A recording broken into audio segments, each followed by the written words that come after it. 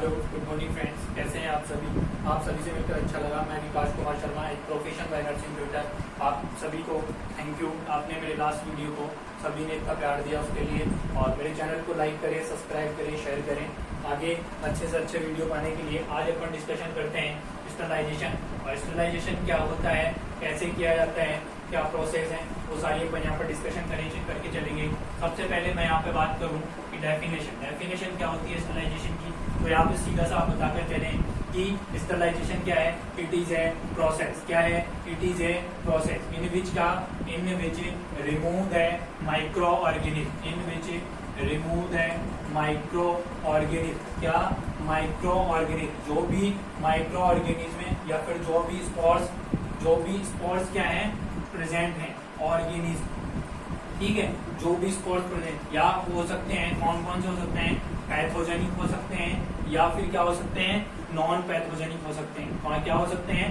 Non pathogenic हो सकते हैं। उन सारे माइक्रो ऑर्गेनिज्म को रिमूव करना ये क्या कहलाता है? स्टरलाइजेशन कहलाता है। इस प्रोसेस को आप क्या कहकर चलते हैं? स्टरलाइजेशन प्रोसेस कहकर चलते हैं, ठीक है। अब यहाँ पे अपन बात कर लेते हैं कि कौन कौन से मेथड हैं स्टरलाइजेशन के। तो सबसे पहले मेथड की अपन बात करते हैं और पहला मेथड आता है गैस स्टरलाइजेशन। क्या आता है? Gas sterilisation. देखिएगा बहुत सारे मेथड हैं, मोस्टली 6 मेथड है स्टरलाइजेशन के। अपन आगे पढ़ते चलेंगे। और गैस स्टरलाइजेशन क्या है? एक मोस्ट इफेक्टिव मेथड है। क्या है? मोस्ट इफेक्टिव मेथड है। और किसी भी यार्ड को, मतलब एक एरिया को क्लीन करने के लिए काम में ली जाने वाली जो गैस होती है उसको किस में, मतलब जो गैस काम में ली जाती है उसको किस में इंक्लूड किया जाता है?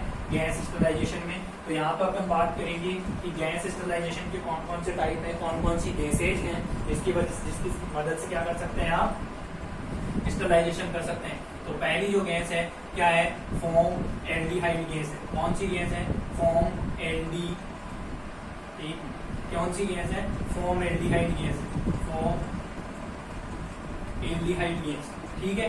तो ये क्या गैस क्या काम करती है, किस किस चीज को स्टरलाइजेशन करती है? तो यहाँ पे आप सबसे पहले बताकर चले कि जो पेशेंट यूनिट होती है, क्या होती है? पेशेंट यूनिट जो होती है उसको क्लीन करने के लिए, स्टरलाइजेशन करने के लिए कौन सी गैस का यूज किया जाता है?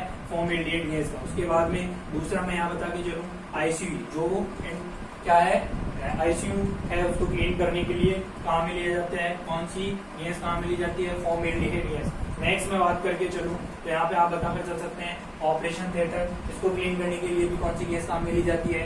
Foam aldehyde gas. अब यहाँ पर अपन एक बात करते हैं कि जैसे कि 100 क्यूबिक एरिया का कोई ओटी है, उसको क्लीन करने के लिए आपको कितनी गैस की जरूरत है?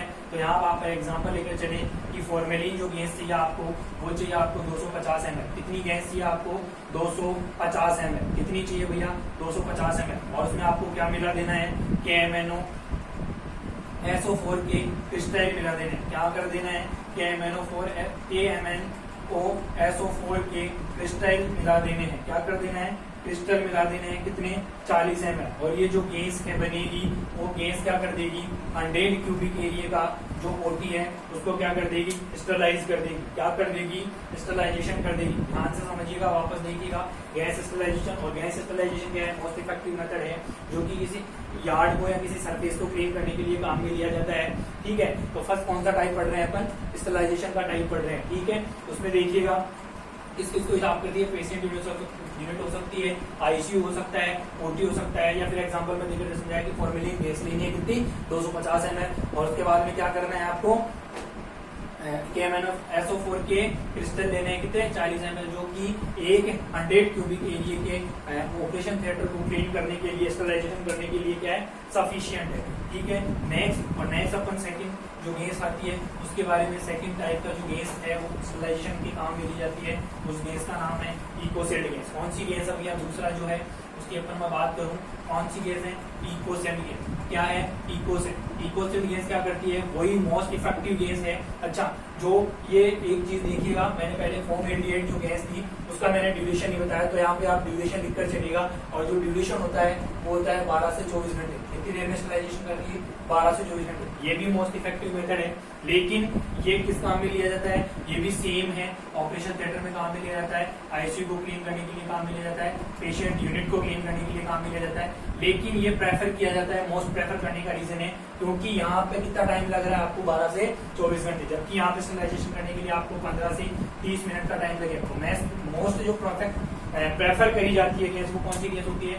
इकोसिल गैस होती है। थर्ड टाइप की अगर मैं बात करके चलूँ तो वो देखिएगा थर्ड टाइप कौन सा होता है, कौन सी गैस काम में ली जाती है, तो आप यहाँ पर बता के चलिएगा। थर्ड कौन सी होती है? ETO। कौन सी होती है? ETO, ethylene trio oxide, ethylene try oxide, जो कि मोस्ट इफेक्टिव ही नहीं, मोस्ट क्या है? लेटेस्ट, यहाँ बोल सकते हो आप कि कौन सा है ये? लेटेस्ट मेथड है किसका? स्टरलाइजेशन का लेटेस्ट मेथड है, जो कि किस चीज का स्टरलाइजेशन करने के लिए मोस्टली काम में लिया जाता है? जितने भी प्लास्टिक के इक्विपमेंट्स हैं, जितने भी क्या है प्लास्टिक के इक्विपमेंट्स हैं, उनको स्टरलाइजेशन करने के लिए काम में लिया जाता है। और गैस को कौन सी गैस बोलते हैं? स्टरलाइजेशन गैस बोलते हैं। कौन सी? ETO gas, ethylene trio oxide. यहाँ पर अगर आप ड्यूरेशन की बात करके चलेंगे तो आपको यहाँ पे ड्यूरेशन कितना टाइम लगेगा स्टरलाइजेशन करने के लिए? मोस्टली 12 आवर का टाइम लिया जाता है। अच्छा, फिर आपसे पूछा जाता है कि आपने ये तो ड्यूरेशन बता दिया, अब आप स्टोरेज कर रहे हैं इस चीज को, तो आपको कितने टाइम तक स्टोरेज करके रख सकते हैं? तो आप यहाँ बताकर चलेगा कि 1 ईयर तक आप स्टोरेज कर सकते हैं। अब प्लास्टिक के कौन कौन से इक्विपमेंट्स हैं जो क्या करे जाते हैं? स्टरलाइजेशन किए जाते हैं। तो सबसे पहले देखिएगा, मैं एग्जाम्पल दे दूं, अम्बुबैग सबसे मोस्ट इफेक्टिव, मतलब सबसे मोस्ट इक्विपमेंट है कौन सा? अम्बुबैग। इसके बाद में आप यहाँ बात करके चले ट्रेकियोस्टोमी ट्यूब। कौन सी? ट्रेकियोस्टोमी ट्यूब, ठीक है, जो कि प्लास्टिक की बनी हो। जितने भी प्लास्टिक के इक्विपमेंट्स हैं जिसको स्टरलाइजेशन करने के लिए कौन सी गैस काम में ली जाती है? ETO गैस काम में ली जाती है, ठीक है। इसके बाद में अपन सेकंड मेथड पढ़ेंगे, और सेकंड मेथड की मैं बात करूंगा। अच्छा देखिएगा, ये सारी चीज आप बता रहे हैं। अब इसके बाद में आपने एक चीज यहाँ पे मैं नोट देकर बता सकता हूँ, या तो फिर आप ऐसा समझिएगा कि आप जब भी देखते हैं स्टरलाइजेशन इक्विपमेंट जो भी होते हैं वो एक ग्रीन शीट में कवर होते हैं। तो आप ग्रीन शीट की कवरिंग से आपको पता चलता है, अगर वो ग्रीन शीट में क्या है? कवर है, तो क्या करेंगे आप? आपको इस चीज का पता होगा ग्रीन शीट में कवरिंग होगी, तो आप क्या कहेंगे कि क्या है? स्टरलाइजेशन या स्टरलाइज किए हुए है। इसके बाद में सेकंड जो टाइप आता है स्टरलाइजेशन का, वो आता है कौन सा? Moist heat sterilisation. कौन सा आता है भैया? ध्यान से देखिएगा, मोइस्ट हीट स्टरलाइजेशन। ये क्या है? कैसे स्टरलाइजेशन करता है? किन किन चीजों को करता है? ध्यान दीजिएगा, यहाँ पर समझने की कोशिश करिएगा। मोइस्ट हीट स्टरलाइजेशन है, इट इज ऑल्सो कॉल्ड है, क्या? ऑल्सो कॉल्ड एज, क्या बोलेंगे? Steel under pressure. क्या बोल सकते हैं इसको? स्टील अंडर प्रेशर, ठीक है। एक वाष्प बूंद से, मतलब एक अंडर प्रेशर के अंदर क्या किया जाता है? स्टरलाइजेशन किया जाता है मोइस्ट हीट स्टरलाइजेशन में। दूसरा नाम क्या बोल सकते हो? क्या बोल सकते हो? Steel under process. अच्छा, मोस्ट, फिर इसके बाद में पहली लाइन आपने बता दी, उसके बाद में बोलेंगे कि मोस्ट कॉमन मेथड क्या है? मोस्ट कॉमन मेथड है स्टरलाइजेशन का।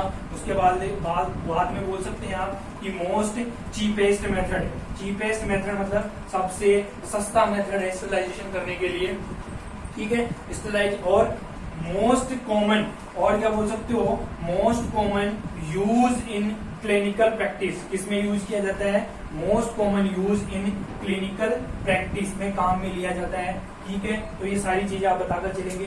कौन सा मेथड है? सेकंड, मोइस्ट हीट स्टरलाइजेशन, और it is also called as under steel pressure. उसके बाद में ये क्या है? मोस्ट कॉमन मेथड है। उसके बाद में क्या है? मोस्ट चीपेस्ट मेथड है। उसके बाद में क्या है? Most common in clinical practice में यूज किए जाने वाला है। अच्छा, अब इसकी यहाँ पर अगर बात करके चलें कि जो स्टील का ये प्रेशर है, ये प्रेशर कितना होता है? तो आप यहाँ पे प्रेशर बताकर चलें 15 पाउंड। कितना प्रेशर होता है भैया? यहाँ पे 15 पाउंड प्रेशर होता है। अच्छा, कितना ड्यूरेशन लगता है कि आप ड्यूरेशन, या फिर आप बोल सकते हैं कि जो स्टील का प्रेशर है उसका टेम्परेचर कितना होता है? दो चीजें पूछी जाएगी आपसे यहाँ पे। एक तो पूछी जाएगी प्रेशर कितना है, तो प्रेशर आपको बताना है 15 पाउंड पर इंच स्क्वायर। क्या बताना है? 15 पाउंड पर इंच स्क्वायर बता के चलना है आपको। और अगर आपसे टेम्परेचर पूछा जाता है कि स्टील का टेम्परेचर कितना होता है, तो आपको 1 to 1 डिग्री सेल्सियस बताकर चलना है। क्या कि इस जो स्टील का प्रोसेस होता है, जो स्टील होती है उसका जो प्रेशर होता है वो कितना होता है।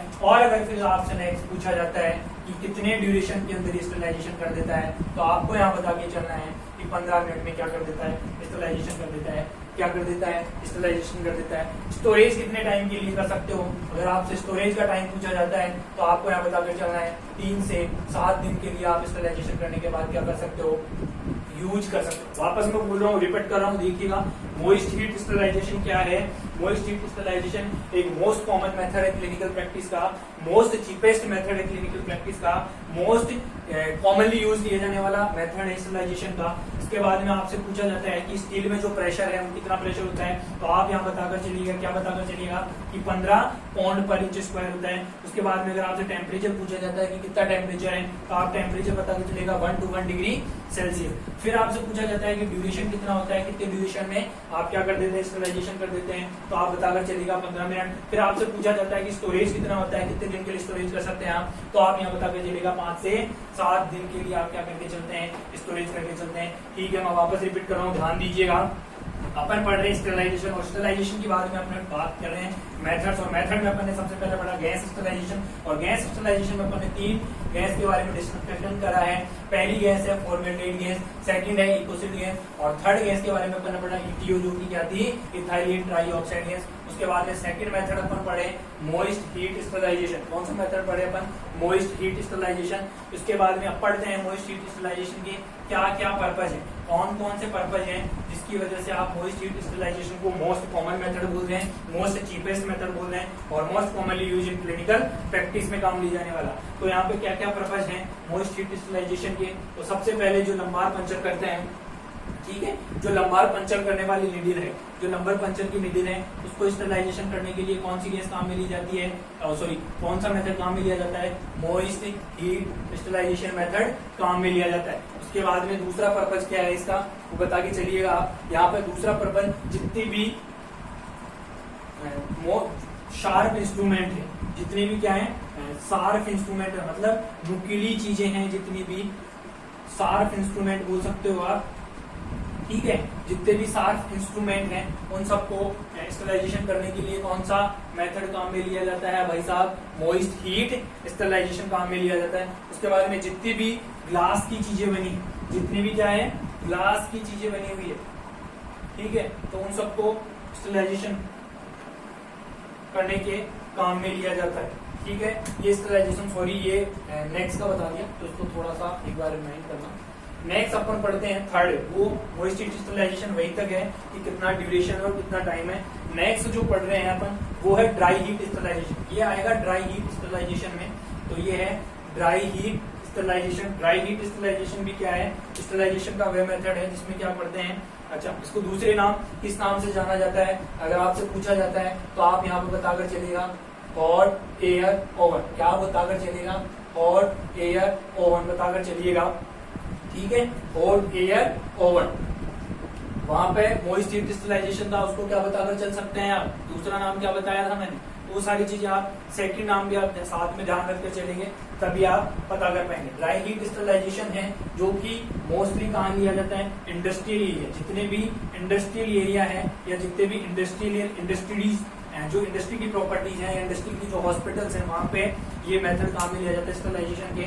और अच्छा, ये जो ड्राई हीट स्टरलाइजेशन है, इस मेथड को कौन कौन से पर्पज हैं कि जो क्या करते हैं काम में लिया जाता है, कौन कौन से पर्पज है। सबसे पहला पर्पज है जो लंबार पंचर की नीडल है उसको स्टरलाइजेशन करने के लिए काम में लिया जाता है। उसके बाद में जो शार्प इंस्ट्रूमेंट है जितने भी, उसको स्टरलाइजेशन करने के काम में लिया जाता है।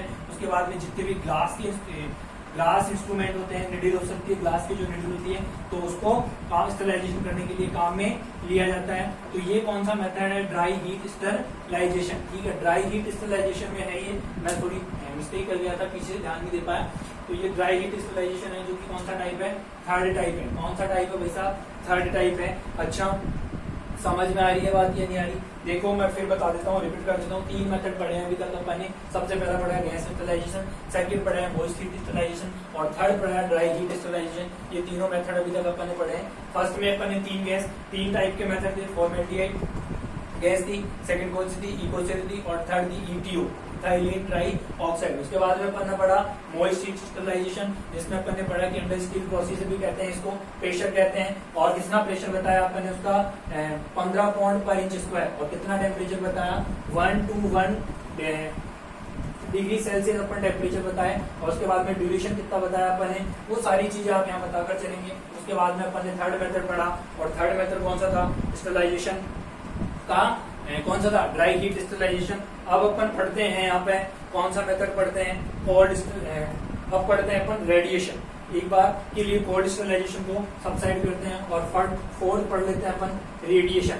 रेडिएशन स्टरलाइजेशन क्या होता है और कहाँ काम में लिया जाता है। तो रेडिएशन स्टरलाइजेशन क्या है कि जो गामा रेज होती है, कौन सी रेज होती है, गामा रेज होती है, उनके द्वारा जो स्टरलाइजेशन किया जाता है उस स्टरलाइजेशन को क्या बोलते हैं अपन, रेडिएशन स्टरलाइजेशन बोलकर चलते हैं। क्या बोलकर चलते हैं, रेडिएशन स्टरलाइजेशन बोलकर चलते हैं। जो गामा रेज यूज करी जाती है उसको क्या बोलकर चलते हैं आप, रेडिएशन स्टरलाइजेशन। कहाँ कहाँ पर यूज किया जाता है रेडिएशन स्टरलाइजेशन का, वो चीज आप यहाँ बताकर चलते हैं। यूज बोल सकते हैं या फिर पर्पज बोल सकते हैं। तो सबसे पहले यूज ऑफ कैथेटर, स्टेराइल किसी भी कैथेटर जो है उसको स्टरलाइजेशन करने के लिए क्या काम में लिया जाता है भाई साहब, रेडिएशन स्टरलाइजेशन काम में लिया जाता है। तो बोल सकते हैं sterilisation use for sterile catheter, ठीक है। इसके बाद में अपन बोल सकते हैं जो भी डिस्पोजेबल सिरिंज है, जो क्या है, डिस्पोजेबल सिरिंज है, जितने भी सिरिंज बोलते हैं ना, तो सिरिंज को क्या कर रहे हैं, स्टरलाइजेशन करने के लिए आप काम में लेकर चलते हैं, क्या, रेडिएशन मेथड काम में लेकर चलते हैं। उसके बाद में जितनी भी हाइपोडर्मिक निडल्स हैं, क्या है, हाइपोडर्मिक जितनी भी निडल्स हैं, उन हाइपोडर्मिक निडल्स को स्टरलाइजेशन करने के लिए काम में जो लिया जाता है कौन सा मेथड, रेडिएशन। हाइपोडर्मिक निडल्स कौन कौन से हो सकती है, तो यहाँ पर एग्जांपल देकर चल सकते हैं। इंसुलिन जो निडल होती है वो किसका एग्जांपल है, हाइपोडर्मिक निडल का एग्जांपल कौन सी निडल है, इंसुलिन रिलीज होती है। आज अपन सिर्फ यहीं तक पढ़ेंगे क्योंकि नेक्स्ट क्लास में ये कुछ ज्यादा लंबा हो जाएगा। कोल्ड स्टरलाइजेशन के काफी सारे टाइप्स हैं, इसलिए मेथड्स हैं। तो मैं एक बार रिपीट कर रहा हूँ, बहुत इजी सी भाषा में आप उसको समझिएगा। सारा कंटेंट सिर्फ 2 मिनट में समझ में आ जाएगा, सिर्फ मेरी तरफ ध्यान रखिएगा। सबसे पहले अपन पढ़े स्टरलाइजेशन। स्टरलाइजेशन एक प्रोसेस है जिसके अंदर जितने भी माइक्रो ऑर्गेनिज्म है, पैथोजेंस है, नॉन पैथोजेंस है, उसको क्या कर देते हैं, रिमूव आउट कर देते हैं। उस प्रोसेस को अपन क्या बताकर चलते हैं, स्टरलाइजेशन बताकर चलते हैं। मेथड्स अपन ने पढ़े तो मैं बता दूं, मेथड्स मोस्टली 6 मेथड होते हैं। फर्स्ट होता है गैस स्टरलाइजेशन, उसके बाद में सेकंड होता है मॉइस्ट हीट स्टरलाइजेशन, थर्ड होता है ड्राई हीट स्टरलाइजेशन, फोर्थ होता है कोल्ड स्टरलाइजेशन, फिफ्थ होता है रेडिएशन स्टरलाइजेशन और सिक्स्थ होता है फिजिकल स्टरलाइजेशन। सबसे पहले पढ़ा अपने गैस स्टरलाइजेशन, जो कि मोस्ट इफेक्टिव मेथड है और मोस्टली इसके लिए प्रेफर किया जाता है। पेशेंट यूज हो सकती है, आईसीयू हो सकता है और ओटी हो सकता है। ये सारी चीजें अपन पढ़े। वहां पर 3 गैस कौन कौन सी काम में ली जाती है। सबसे पहली गैस अपन ने पढ़ी फॉर्मेल्डिहाइड, सेकंड पढ़ी अपन ने इकोसिल और थर्ड पढ़ी अपन ने क्या, इथियो इथाइलिन ट्राइऑक्साइड। फर्स्ट और सेकंड सेम है, दोनों एक ही चीज के काम में लिए जाते हैं, सिर्फ ड्यूरेशन में फर्क है। क्योंकि फॉर्मेल्डिहाइड गैस कितना टाइम लेती है, 12 से 24 घंटे का टाइम लेती है, जब इकोसिल गैस है जो क्या करती है 15 से 30 मिनट के अंदर स्टरलाइजेशन कर देती है। उसके बाद अपन ने पढ़ा इथियो इथाइलिन ट्राइऑक्साइड, जो क्या है मोस्टली इसके लिए प्रेफर की जाती है, जो प्लास्टिक के जितने भी इक्विपमेंट्स हैं उसके लिए काम में लिया जाने वाला है, स्टरलाइजेशन का मेथड है। उसके बाद में अपन ने पढ़ी मॉइस्ट हीट स्टरलाइजेशन और नेक्स्ट पढ़ा अपन ने क्या, ड्राई हीट स्टरलाइजेशन, जो कि जितने भी शार्प इंस्ट्रूमेंट है, लंबार पंचर के लिए काम में लिया जाता है, ठीक है। उसके बाद में अपन ने क्या पढ़ा रेडिएशन स्टरलाइजेशन, जो कि गामा रेज के द्वारा किसी भी प्रोसेस किसी भी इक्विपमेंट को स्टरलाइजेशन किया जाता है, उसको क्या बोलते हैं, रेडिएशन स्टरलाइजेशन बोलते हैं। और अपन ने गामा रेज से किस किस चीज को स्टरलाइजेशन किया है, जो चीज मैंने अभी डिस्कशन करी है, ये सारी चीजें हैं। तो आप सभी को थैंक यू कि आप सभी इस चीज को पढ़ते रहे, समझते रहे और अपन आगे नए से नए वीडियो और नए से नए प्रोसीजर सीखते रहेंगे इसी के साथ। थैंक यू सो मच और चैनल को लाइक, शेयर और सब्सक्राइब करना ना भूलें। Thank you very much.